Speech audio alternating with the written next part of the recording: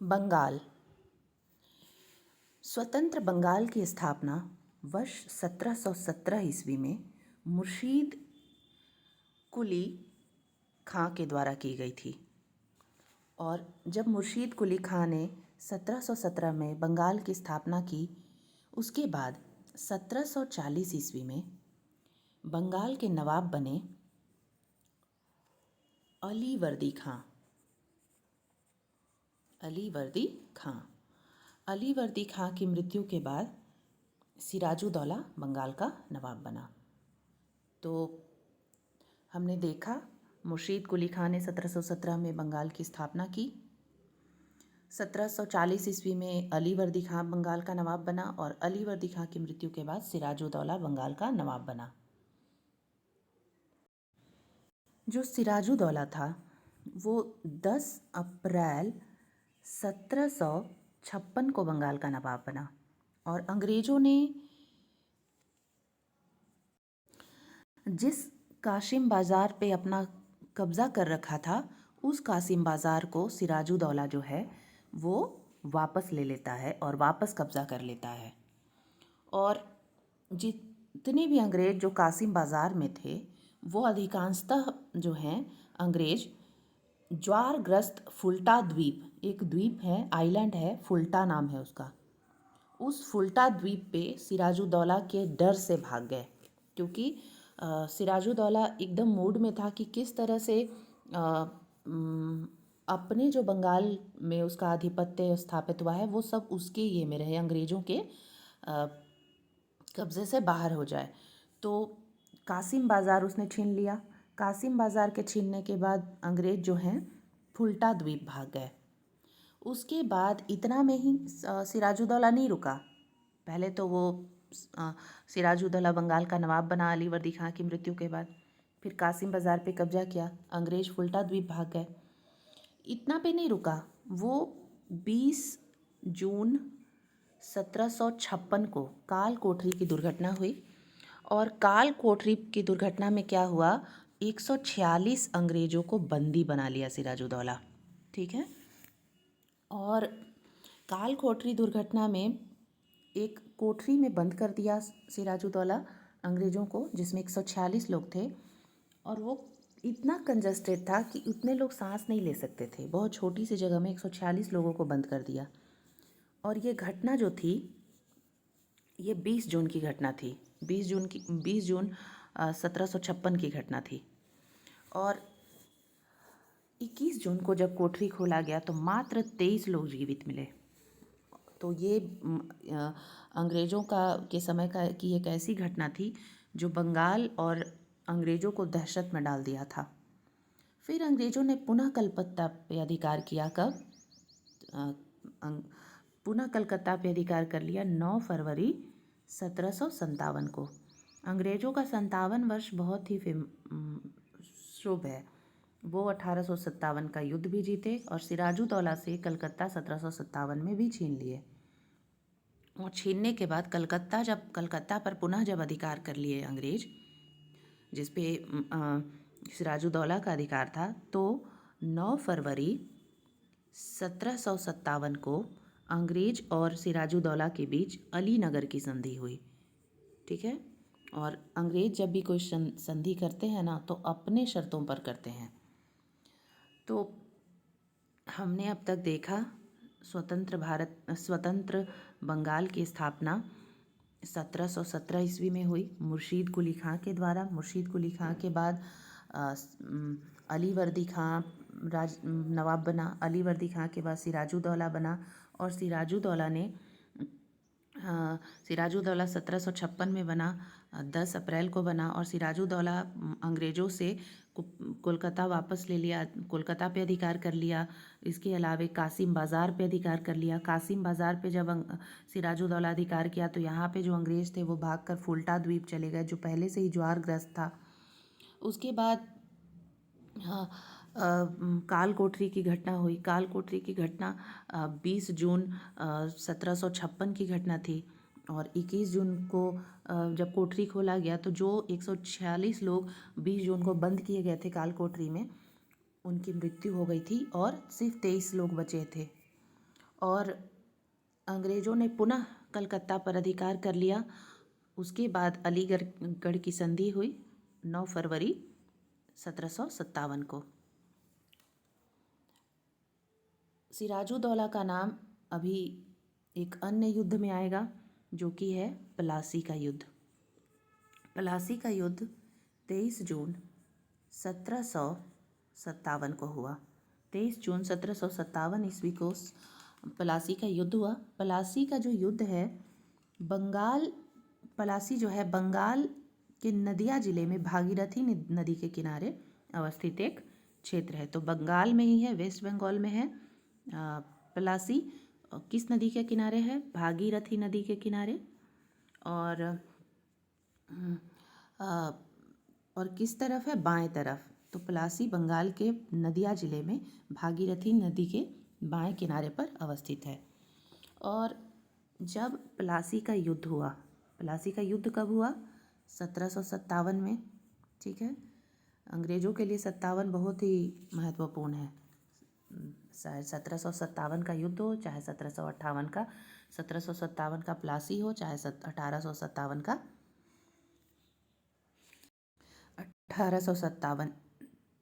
1857 की क्रांति। तो प्लासी के युद्ध में का नेतृत्व जो है अंग्रेज़ों की तरफ से किया था रॉबर्ट क्लाइव। और रॉबर्ट क्लाइव बंगाल का पहला नवाब बना था इस युद्ध के बाद। और बंगाल का गवर्नर बना था। और रॉबर्ट क्लाइव ने ही डुअल सिस्टम यानी द्वैध शासन स्थापित किया था बंगाल में। यानी कि टैक्स कलेक्शन रॉबर्ट क्लाइव या अंग्रेज करेंगे, ईस्ट इंडिया कंपनी करेगी, और शासन का काम सिराजुद्दौला और उसके वंशज करेंगे। तो जब अंग्रेज़ों का नेतृत्व प्लासी के युद्ध 23 जून 1757 में रॉबर्ट क्लाइव ने की, और नवाब जो था वो उस समय सिराजुद्दौला था। एक तरफ सिराजुद्दौला की सेना थी और सिराजुद्दौला की सेना का नेतृत्व किया था अंग्रेज़ों की सेना का तो रॉबर्ट क्लाइव। नवाब खुद तो युद्ध करने आ नहीं जाएगा तुरंत से, तो सिराजुद्दौला के सैनिकों का नेतृत्व किया था मीर जाफ़र। और मीर जाफ़र जो था वो पहले ही गद्दारी कर लिया और रॉबर्ट क्लाइव के साथ संधि कर लिया था। अब रॉबर्ट क्लाइव के साथ जब संधि हो गई, रॉबर्ट क्लाइव एक तो मीर जाफ़र हो गया। अब जाहिर सा बात है सिराजुद्दौला के पास अगर बहुत सैनिक भी है तो भी वो उसकी हार होगी कि उसका सेनापति खुद ही अंग्रेज़ों के सेनापति के साथ समझौता कर लिया। और रॉबर्ट क्लाइव के अकॉर्डिंग अगर बंगाल के युद्ध में मीर जाफ़र मदद करता है, एक तरफ रॉबर्ट है और एक तरफ सिराजुद्दौला की तरफ से मीर जाफ़र है, तो मीर जाफ़र जो है वो अगर रॉबर्ट क्लाइव को जितवा देता है प्लासी का युद्ध, तो जब सिराजुद्दौला हार जाएगा तो नवाब बना दिया जाएगा मीर जाफ़र को। ये संधि होती है। मीर जाफ़र के साथ एक और भी लोग थे। मीर जाफ़र के साथ नहीं, सिराजुद्दौला के साथ। मीर जाफ़र तो अपना संधि कर लिया। सिराजुद्दौला के में थे यार लतीफ़ खां। इनके अलावे राजा दुर्लभ राय। तो बहुत बार सवाल पूछा जाता है सिराजुद्दौला के साथ मीर जाफ़र तो था ही, मीर जाफ़र के साथ साथ यार लतीफ़ खां थे और राजा दुर्लभ राय थे। और अंततः जो है ये युद्ध रॉबर्ट क्लाइव ही जीतता है, क्योंकि मीर जाफ़र ने तो पहले ही संधि कर ली थी। और मीर जाफ़र के पुत्र मीरान के इशारे पर मोहम्मद बेग ने सिराजुद्दौला की हत्या कर दी। तो सिराजुद्दौला की हत्या किसने की? सिराजुद्दौला की हत्या मोहम्मद बेग ने की थी। और मोहम्मद बेग किसकी बात को सुन के हत्या किया? मीर जाफ़र, इसका पुत्र जो था मीरान, उसके इशारे पर सिराजुद्दौला की हत्या कर दिया, क्योंकि मीर जाफ़र खुद जाके हत्या नहीं कर सकता था, तो वो अपने पुत्र को इन्वॉल्व कर लिया और उसका पुत्र सिटिंग किया और एक मोहम्मद बेग को सिराजुद्दौला की हत्या में लगा दिया और उसकी हत्या हो गई। और पलासी के युद्ध के समय जो है मुग़ल शासक, दिल्ली पे किसका अधिकार था, तो मुग़ल शासक आलमगीर द्वितीय का शासन था, जो मुग़ल बादशाह था। तो पलासी के युद्ध के समय, पलासी के युद्ध में 2-3 चीज़ें याद रखनी हैं, जैसे कि पलासी का युद्ध जो है 23 जून 1757 को हुआ, ठीक है।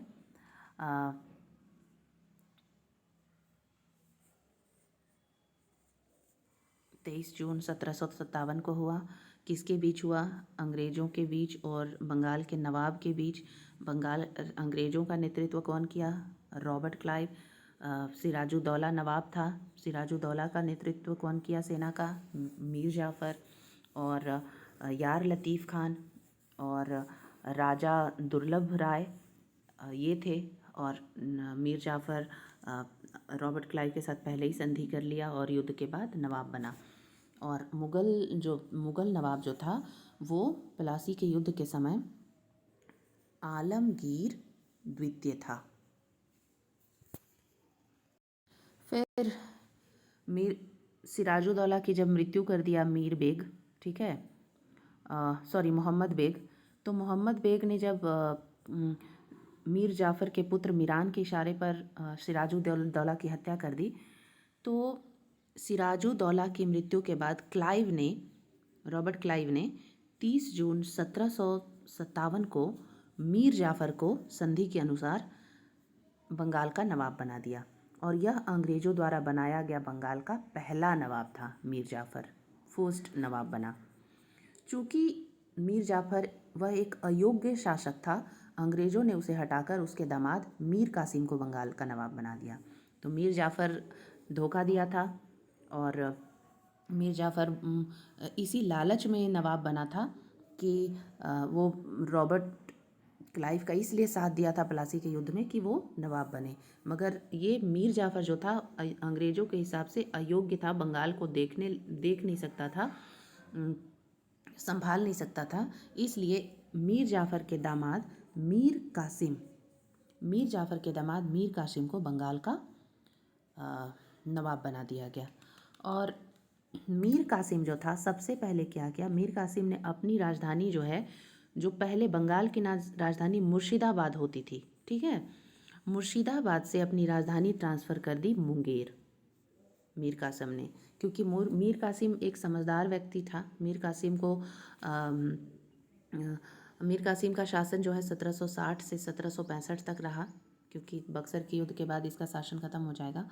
तो मीर कासिम सबसे पहले अंग्रेज़ों से सुरक्षा चाहता था और वो राजधानी मुर्शिदाबाद से सीधा मुंगेर हस्तांतरित कर दिया।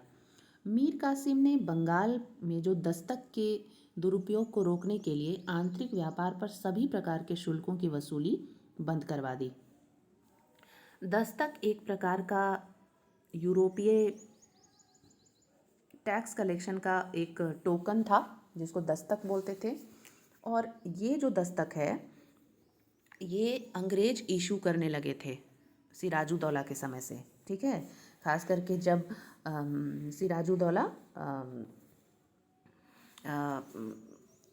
और इस दस्तक की मदद से अंग्रेज़ों को कहीं पे भी टैक्स नहीं लगता था। तो मीर कासिम ने बंगाल में दस्तक के दुरुपयोग को रोकने के लिए आंतरिक व्यापार पर सभी प्रकार के शुल्कों की वसूली बंद करवा दी, क्योंकि सभी प्रकार के शुल्क कौन वसूल कर रहे थे? अंग्रेज वसूल कर रहे थे दस्तक के थ्रू। खुद टैक्स देते नहीं थे, दस्तक लेके इधर उधर घूमते थे और दूसरों से टैक्स कलेक्ट करते थे। तो वो दस्तक वाला सिस्टम जो है मीर कासिम बंद करा दिया। तो जाहिर सा बात है अब अंग्रेज़ों के रडार में आ जाएगा वो। उसके बाद अंग्रेज़ों ने इसे अपने विशेषाधिकार की अवहेलना के रूप में समझा और जुलाई 1963 ईस्वी में मीर जाफ़र को पुनः बंगाल का नवाब बना दिया। जिस मीर जाफ़र को हटा दिया था और इसके दामाद मीर कासिम को बना दिया था, चूँकि मीर कासिम अंग्रेज़ों के खिलाफ फैसले ले रहा था, मुर्शिदाबाद से मुंगेर हस्तांतरित कर लिया राजधानी, दस्तक बंद करवा दिया। दस्तक अंग्रेज़ों का एक टैक्स कलेक्शन दस्तावेज है। सारा कुछ बंद कराने के बाद अंग्रेज़ों को लगा कि नहीं, इट्स बेटर कि राजा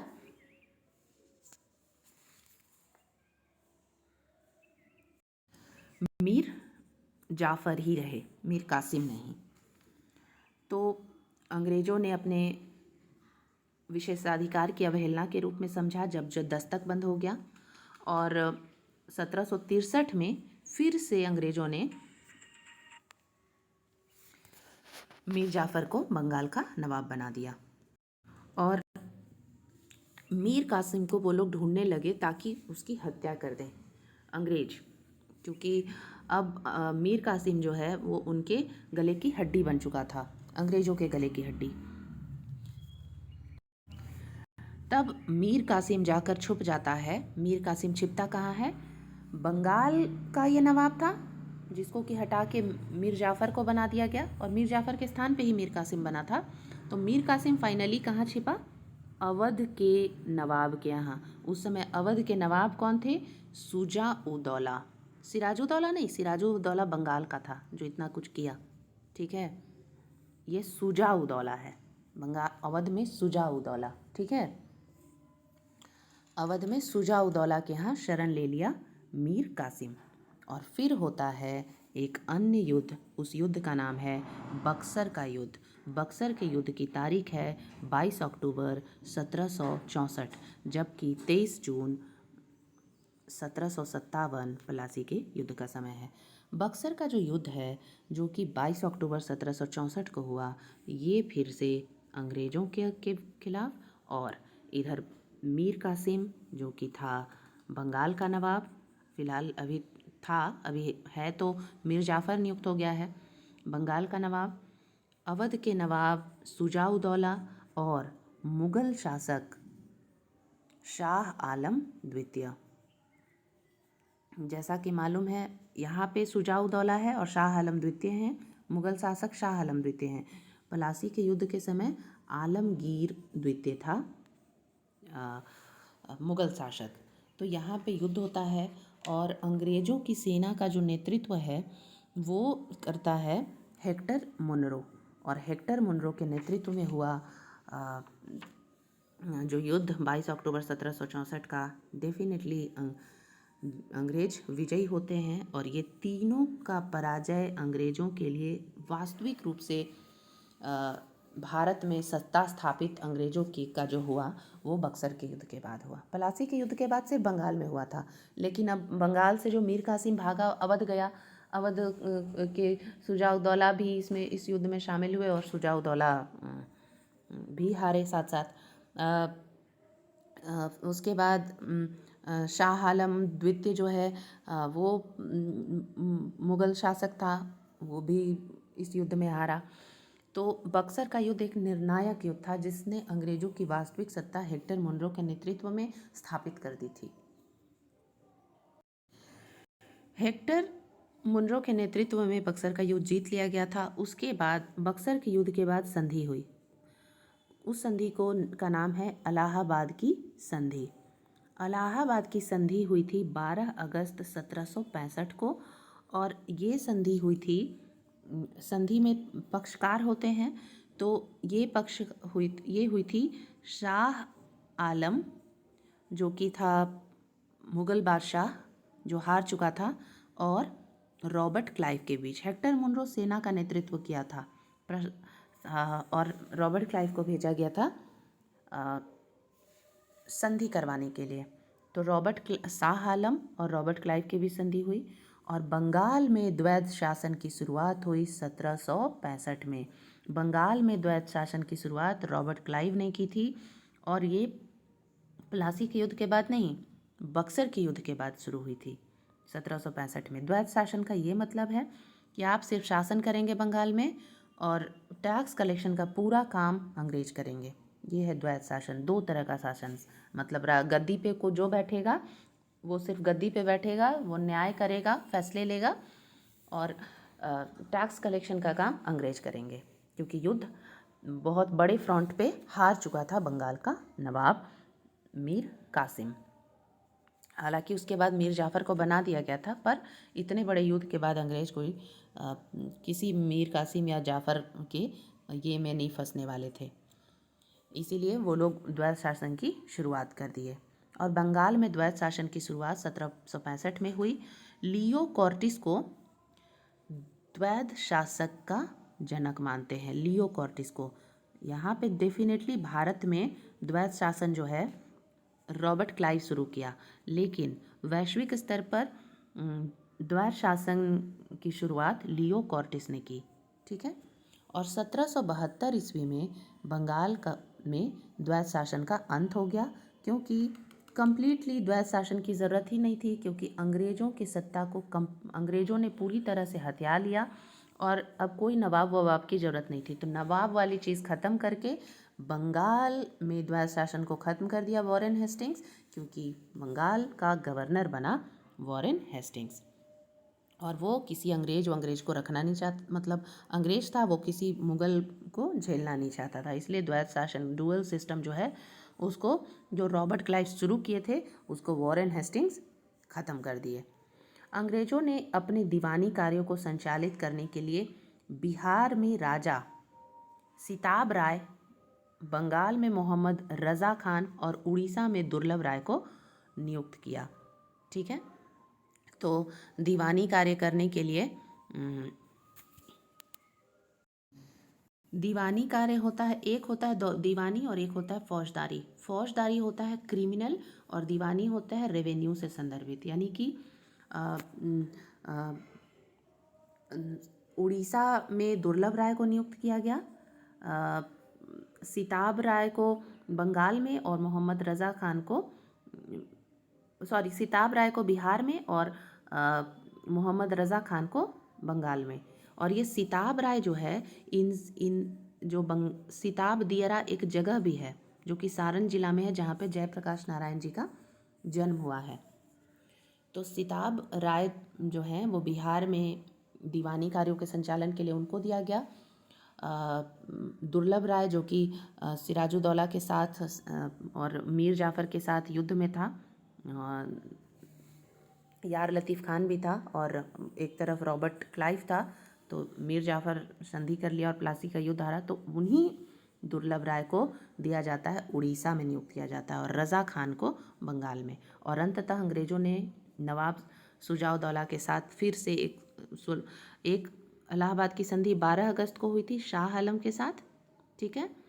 और शाह आलम यानी मुग़ल बादशाह, और एक अन्य संधि 12 अगस्त 1765 को हुई रॉबर्ट क्लाइव के ही नेतृत्व में। ये इलाहाबाद की दूसरी संधि थी और ये अवध के नवाब के साथ हुई। अवध के नवाब के साथ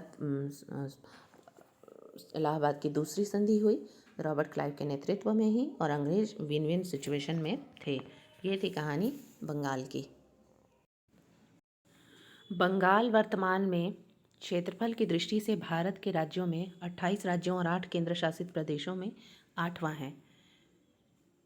बंगाल का क्षेत्रफल 88,752 किलोमीटर स्क्वायर है और जनसंख्या 9,13,47,736 है, और ये जनसंख्या की दृष्टि से पश्चिम बंगाल 4th स्थान पे है। वर्तमान में बंगाल के मुख्यमंत्री ममता बनर्जी हैं। विधानसभा या विधायिका एक सदनीय है, यानी यहाँ पे विधान परिषद नहीं है। विधानसभा में 294 सीटें हैं। संसदीय क्षेत्र लोकसभा 42 सीटों वाली है, राज्यसभा 16 सीटों वाली है। उच्च न्यायालय कलकत्ता में है। कैपिटल राजधानी कोलकाता है। Animal official animal fishing cat है। एरिया 88,752 किलोमीटर स्क्वायर है। चीफ मिनिस्टर ममता बनर्जी हैं और official flower night flowering jasmine है। वेस्ट बंगाल में 23 डिस्ट्रिक्ट हैं। वेस्ट बंगाल को राज्य का दर्जा 26 जनवरी 1950 को मिला, जब भारत का कॉन्स्टिट्यूशन इस्टेब्लिश्ड हुआ। वर्तमान में नवंबर 2022 में सीवी आनंद बोस को चुना गया है बंगाल के राज्यपाल के तौर पर, जो अभी भी हैं वर्ष 2023 में, जब ये मैं वीडियो रिकॉर्ड कर रही हूँ 29 जनवरी को। बारकुंडा हुगली, उत्तर 24 परगना, पश्चिमी मेदिनीपुर, हावड़ा, कोलकाता, दक्षिण परगना, पूर्वी मेदिनीपुर, कलिम्पोंग, अलीपुरद्वार, पश्चिम बर्धमान, झारग्राम, दार्जिलिंग, जलपाईगुड़ी, कूच बिहार, उत्तर दिनाजपुर, दक्षिण दिनाजपुर, मालदा, बीरभूम, मुर्शिदाबाद, पूर्व बर्धमान, नदिया और पुरुलिया। ये हैं 23 जनपद या जिले, पश्चिम बंगाल के 23 जिले। पश्चिम बंगाल भारत के पूर्वी भाग में स्थित एक राज्य है। इसके पड़ोस में नेपाल, सिक्किम, भूटान, असम, बांग्लादेश, ओडिशा, झारखंड, बिहार है। इसकी राजधानी कोलकाता है और इस राज्य में 23 जनपद है और मुख्य भाषा बांग्ला है।